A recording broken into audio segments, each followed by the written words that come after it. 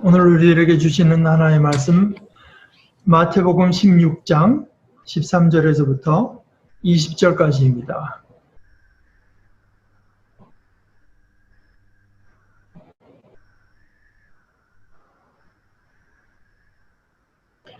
예수께서 빌립보의 가이사랴 지방에 이르러서 제자들에게 물으셨다. 사람들이 인자를 누구라고 하느냐? 제자들이 대답하였다. 세례자 요한이라고 하는 사람들도 있고 엘리야라고 하는 사람들도 있고 예레미야나 예언자들 가운데 한 분이라고 하는 사람들도 있습니다. 예수께서 그들에게 물으셨다. 그러면 너희는 나를 누구라고 하느냐? 시몬 베드로가 대답하였다. 선생님은 살아계신 하나님의 아들 그리스도십니다. 예수께서 그에게 말씀하셨다. 시몬 바 요나야, 너는 복이 있다. 너에게 이것을 알려주신 분은 사람이 아니라 하늘에 계신 나의 아버지시다. 나도 너에게 말한다. 너는 베드로다. 나는 이 반석 위에다가 내 교회를 세우겠다.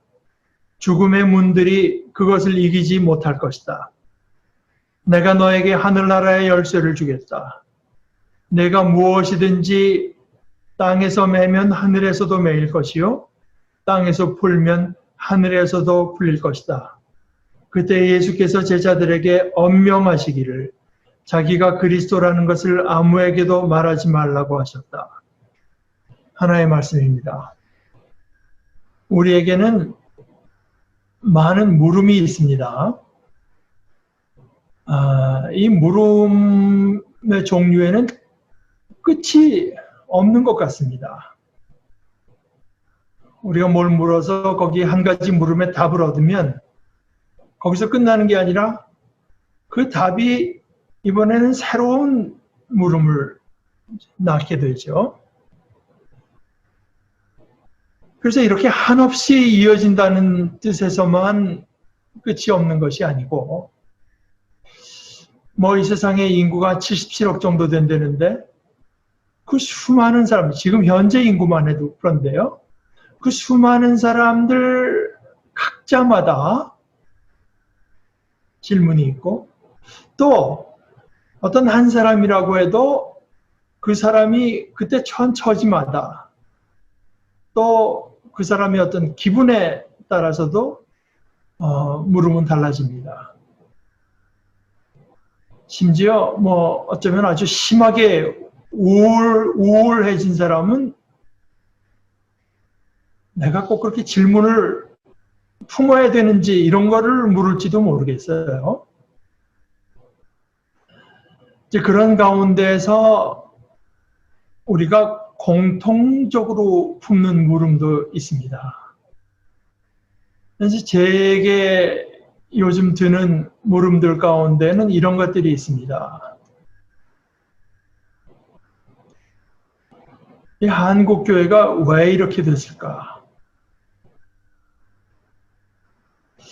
또 그 질문이요. 한국 교회가 왜 이렇게 됐을까 하는 질문은 이건 맞는 질문일까? 바른 질문일까? 오히려 한국 교회 하면서 남을 쳐다볼 게 아니라 나는 잘하고 있나 하는 데서 그쳐야 되는 것은 아닌가?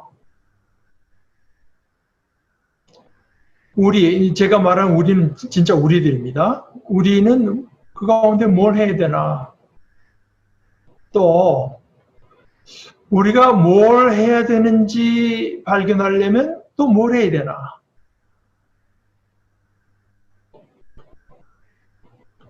우리가 지금 우리의 모습에서 그냥 머물러서는 안 되고 자라나야 된다고 하는 것만은 분명한데 무엇에서 자라나야 되고 어떻게 하면 자라날 수 있을까? 우리가 또 자라나는 일에서 내가 맡은 건 뭐냐? 나는 뭘 어떻게 해야 되나?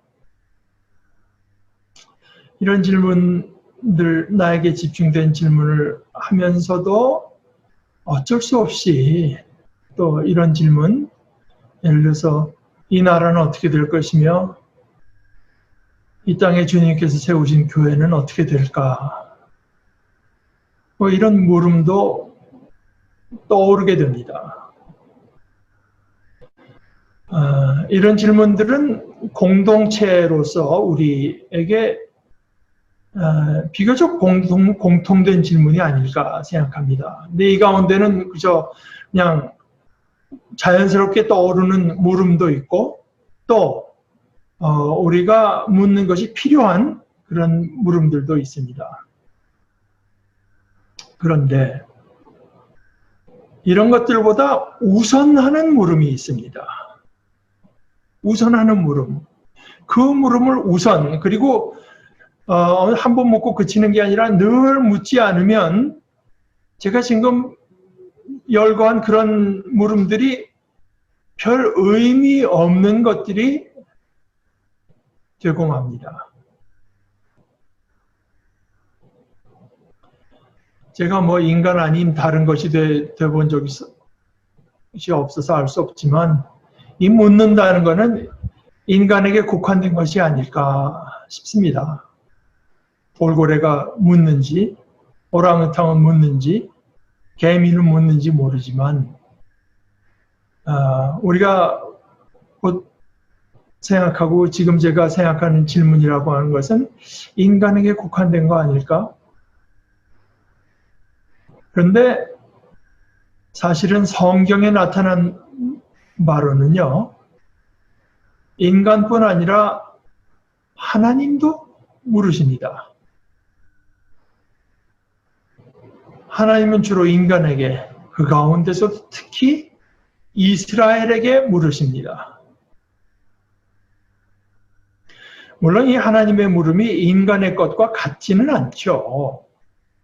하나님께서 이스라엘에게 물어오시는 것은 뭐 20세기에 가장 뛰어난 구약학자라고들 하는 폰 라트라고 하는 이제 구약학자가 표현한 것처럼 이스라엘이 하나님의 뜻 앞에서 단지 침묵하는 객체, 어떤 대상이 아니라 야훼 하나님, 그 야훼와 대화하도록 부르심 받았기 때문입니다. 돌아가신 허혁 교수가 번역하신 구약성서 신학예보 이렇게 번역했습니다. 야훼는 그의 백성을 그의 역사 의지의 무언의 대상으로서가 아니라 대화를 위해 선택했기 때문이다.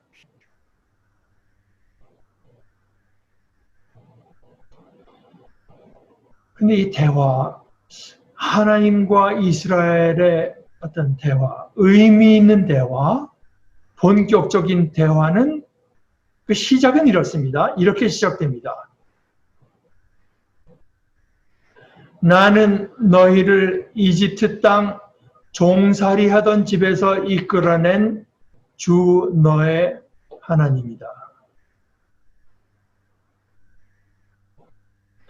이 하나님의 자기소개가 아니고서는, 즉 하나님이 자신들에게 누구신지 이것을 받아들이지 못하고 알지 못하고서는 대화다운 대화가 시작될 수 없습니다. 예수님은 어떤 의미에서 하나님께서 우리에게 걸어오신 말입니다. 그 자신으로서 이미 말씀이신데요. 자신이 이미 말씀이신 예수님은 또 우리에게 그 말씀을 걸어오신 그 하나님의 모습을 그대로 지니신 분으로서 예수님 자신이 또 인간들에게 말을 걸어오십니다. 예수님은 많은 말씀을 하셨는데 그 말씀뿐 아니라 사실은 예수님의 삶 전체가, 예수님께서 삶 전체로 우리 인간들에게 말을 걸어오셨다고 할 수 있습니다. 예수님께서 제자가 아닌 사람들하고도 대화를 나누셨습니다. 그러나 제자들과 나누신 대화는 다른 사람들과 나누신 대화와 비교해서 그 내용과 깊이가 같지 않습니다. 대체적으로 봐서 제자들과 나누신 대화는 더 직접적이었다고 할 수 있습니다.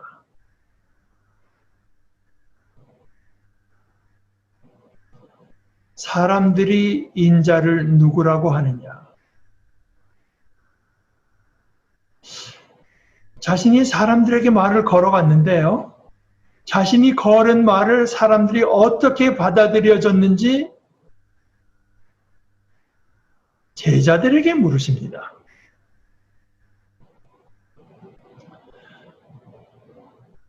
제자들의 대답이요.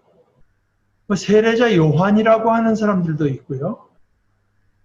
또 엘리야라고 하는 사람들도 있고 예레미야라고 하는 사람들도 있습니다. 또 예언자들 가운데 한 분이라고 하는 사람들도 있습니다.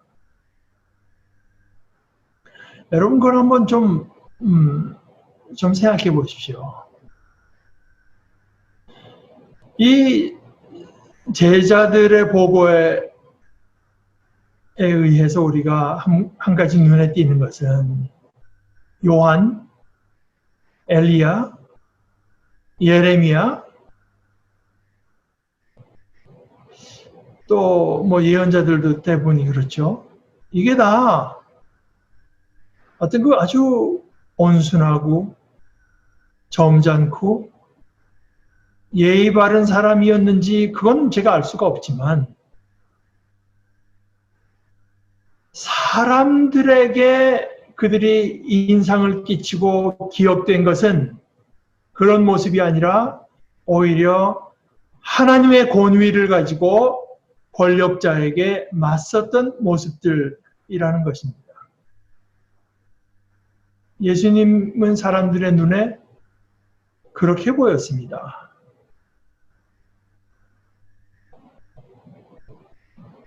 우리는 어떻게 보이나요?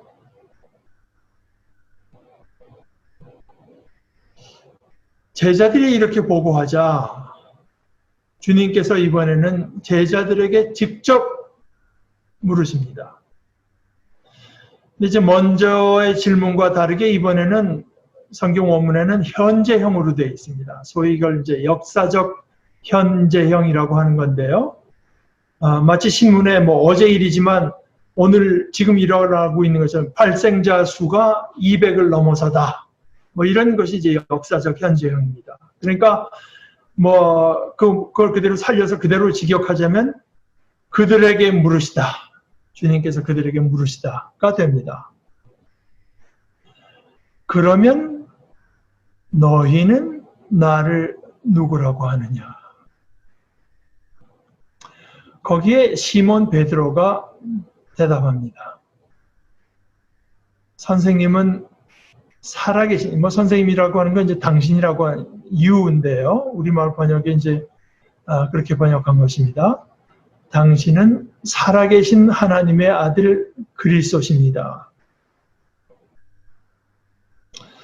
이 베드로의 대답은 자기 하나에 국한된 대답이라기보다는 아마 어떻게 보면 제자들을 대표해서 한 대답이 아닐까 생각하지만, 그러나 주님은 그렇더라도 그 고백을 한 베드로에게 말씀하십니다. 제자들에게 말씀하시는 것이 아니라 베드로에게 말씀하세요. 시몬 바 요나야. 바는 이제 아들, 그래서 요나인데 요나는 아마 요한을 줄인 말일 거라고 생각해요. 그러니까 요한의 아들 시몬아, 너는 복이 있다. 너에게 이것을 알려주신 분은 사람이 아니라 하늘에 계신 나의 아버지시다. 나도 너에게 말한다. 근데 여기서 이제 나도라고 하는 게, 나도. 그러니까 하나님께서 이걸 너에게 알려주셨으니 나도, 이런 뜻에서 나도라고 하신 것인지, 아니면은 내가 나더러 살아계신 하나님의 아들 그리스도라고 불렀으니 나도라고 해서 나도라고 했는지 이건 좀 분명치가 않습니다. 어찌됐건 나도 너에게 말한다. 너는 베드로, 이건 우리말 옮긴 것이고 그리스말 그대로 하면 너는 페트로스, 바위다, 바위, 페트로스다. 나는 이 반석, 이게 그리스어로는 페트라입니다. 페트라. 나는 이 페트라 위에다가 내 교회를 세우겠다. 아까 우리 조성은 자매가 읽어주신 이사야서의 말씀에 이제 그 반석이라는 말이 나오죠. 그것이 오늘의 말씀이 된 이유가 그래서 그런 것 같은데요. 나는 이 반석 위에다가 내 교회를 세우겠다. 예수님의 질문, 거기에 대한 베드로의 대답, 이어진 예수님의 복됨 선언은 이제 예수님께서 베드로에게 교회에 관해서 말씀하시는 것으로 이어집니다. 너는 페트로스다. 나는 이 페트라 위에다가 내 교회를 세우겠다. 죽음의 문들이 그것을 이기지 못할 것이다.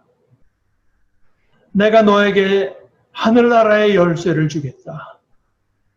내가 무엇이든지 땅에서 매면 하늘에서도 매일 것이요 땅에서 풀면 하늘에서도 풀릴 것이다. 여러분들 가운데 어느 정도 관심이 있는 분들은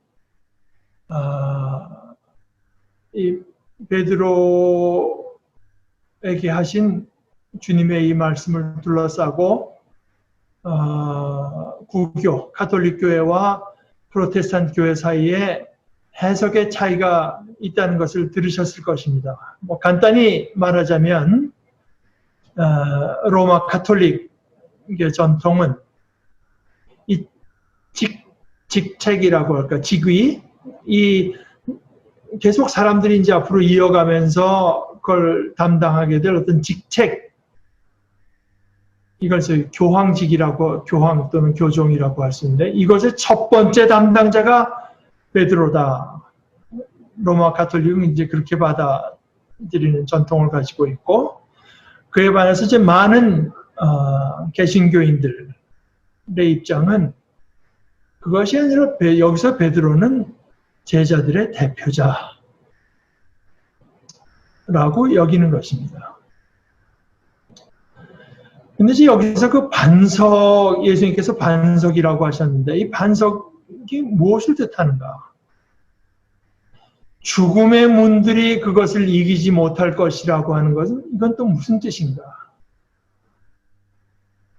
베드로에게 하늘나라의 열쇠를 주신다고 하는 것은 무슨 뜻이며 또 매고 푸는 것은 이건 뭘 가리키는 말인가 하는 등 여러 가지 물음이 일어납니다.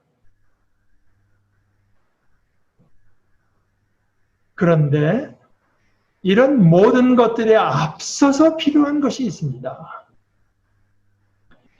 주님께서 교회에 대해서 말씀하신 이 모든 것들이 모두 다 엄청나게 중요한 것이 사실입니다. 더군다나 오늘 한국 땅에서처럼 교회라고 하는 것도 그저 그런 거지 하고 포기하면 모를까? 그것이 아니고 교회에 대해서 소중히 여기면 여길수록 도대체 교회가 어떤 뜻에서 그렇게 중요한가 하는 물음이 생겨날 수밖에 없는 상황에서 아무리 보아도 교회가 이 땅에서 그렇게 중요한 존재가 아닌 것 같은데 싶은 이런 상황에서 주님께서 세우신다는 것, 주님의 교회, 그리고 그 교회와 연관 지으신 하늘나라의 열쇠와 땅에서 매기도 하고 풀기도 하는 일이 무엇을 뜻하는 것인지 우리는 깨닫고 싶습니다. 그래서 그냥 지금 우리 눈에 이 보이는 교회라고 하는 것은 그저 예수 믿으면 죽어서 천당 간다는 메시지밖에는 없는 집단.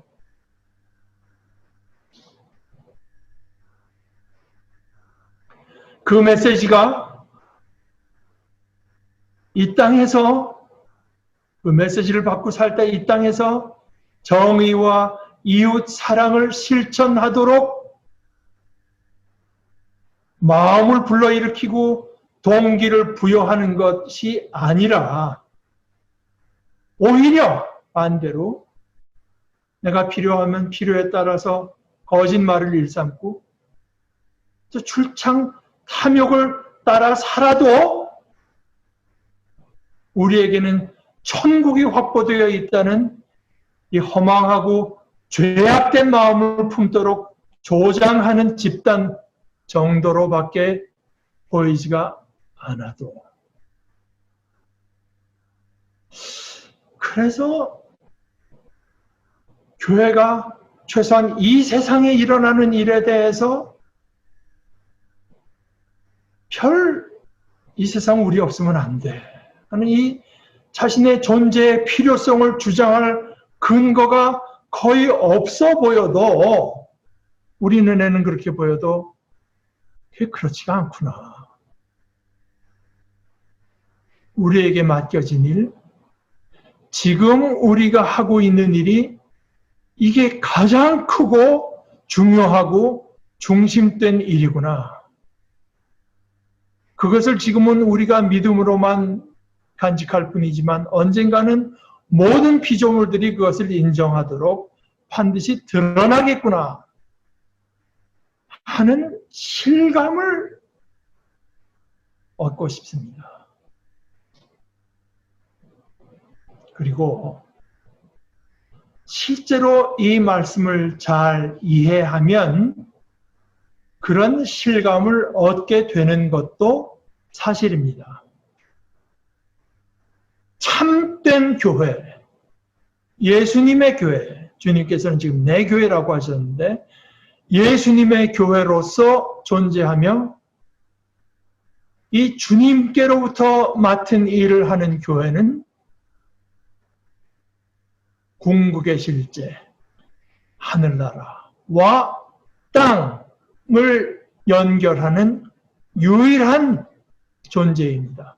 이것이 주님께서 세우시겠다고 하신 내 교회입니다. 예수님의 교회.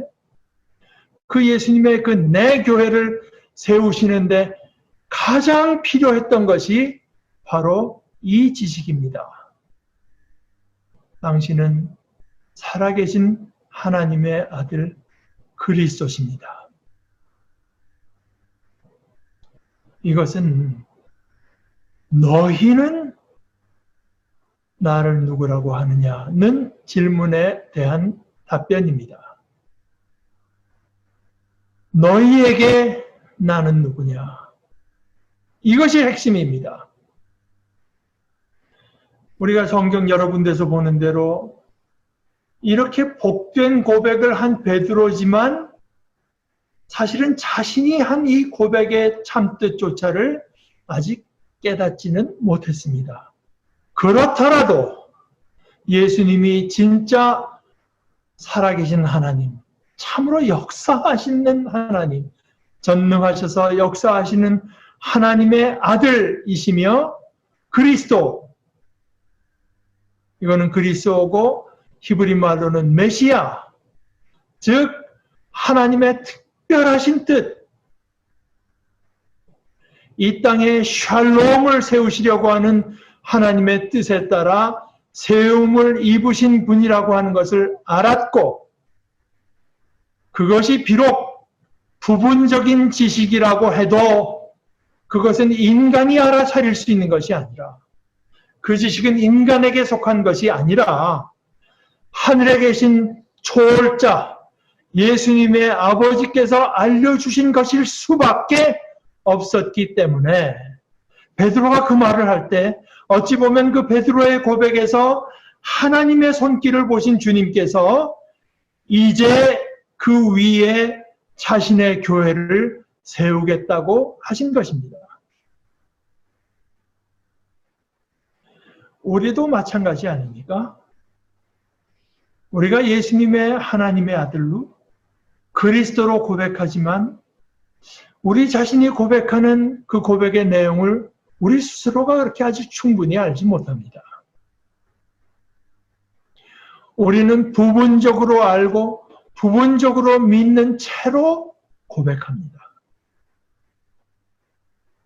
그럴지라도 그것을 믿고 고백하는 사람은 복이 있습니다.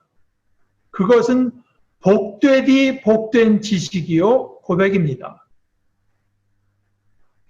지식이 많고 의지가 강하다고 해서 또는 착하다고 해서 많은 수양을 쌓았다고 해서 얻게 되는 지식이 아닙니다. 그것을 알려주신 분은 사람이 아니라 하늘에 계신 우리 주님의 아버지시기 때문입니다. 사람에 의해서 많은 훌륭한 일, 또 선한 일들이 행해지는 것이 사실입니다. 그러나 하늘에 계신 아버지께서 택하시고 말씀해 주시고 하나님 노릇해 주시지 않으면 사람은 결코 하나님의 일에 관여하지 못합니다. 하나님과 대화할 수 없습니다. 그리스도를 알고 그리스도를 통해서 우리에게 말을 걸어오시는 하나님을 알 때 비로소 하나님과의 대화가 시작됩니다. 그것이 영생입니다. 그리고 그것이 교회입니다. 우리 함께 기도하십시다. 하나님 아버지, 저희를 택해 주시고 찾아와 주시고 아버지를 나타내 주시며 말을 걸어오시는 것을 감사합니다. 저희들과 대화를 나누고자 하시는 아버지의 사랑을 또한 감사합니다. 저희들의 미련한 마음 속에 아버지께서 말씀해 주시고 알려주시는 음성을 저희들이 들을 수 있게 하신 것을 감사합니다. 저희들은 그것을 들었다고 생각하지 않을지라도 사실은 듣게 된 것을 감사합니다. 저희들이 입으로 주님을 고백하고 우리 주 예수님을 하나님의 아들로 그리스도로 고백할 수 있게 하신 것을 감사합니다.